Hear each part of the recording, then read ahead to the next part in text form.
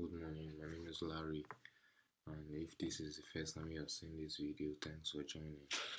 And today I'll be showing you guys the trades I've taken so far in this week and how it has been.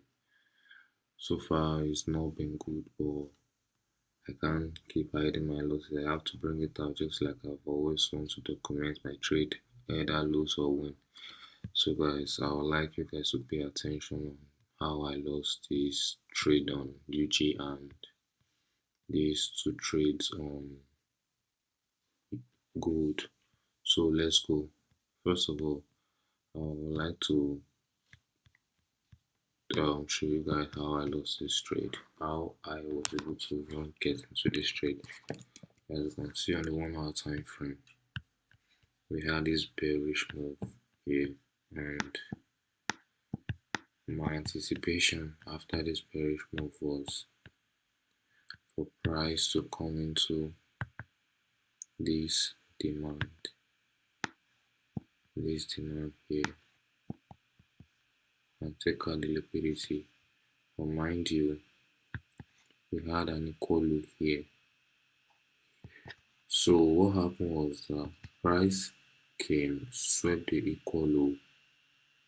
After sweeping the low, it rejected with a wick, and like I was saying, I wanted to take it straight down, so I had to go to the lower time frame to get more confidence in the trade. So let's go live. You can see here we had a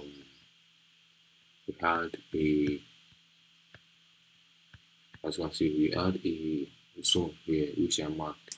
Then I want you to define the time frame. Here's what happened, guys. This is what I was able to get my proper confidence before taking the trade. As you can see, we had a zone here with what's it called, liquidity just sitting. So this all this liquidity are marked with our buy side liquidity, so we're not there to trade. So what happened here was that I marked out, let me take this off. What happened here was I marked out this zone. Then this was the liquidity I was waiting for, that was going to represent this trade. So after price took this trade and took this zone out, I was anticipating for a retest, a break of structure to the downside and a retest. This is what happened here. So we had the break of structure here. We had a break of structure here, as you can see, but my indicator did not indicate it. So I placed my entry here. Then I was looking for the retest and drop off to the downside. But eventually, price work with this leg and price. Consider anything requires a break of structure and a retest at the break of structure. Then boom. Even if I had waited for this trade, I would have been using this change of character, the zone here, because the extreme zone, I still might not be able to get into the trade. But nevertheless, guys, this was how I lost this trade. And let's go to gold. So as you can see, guys, we had a downtrend. Here, my mistake is very obvious here in the trade. So here is what happened, guys.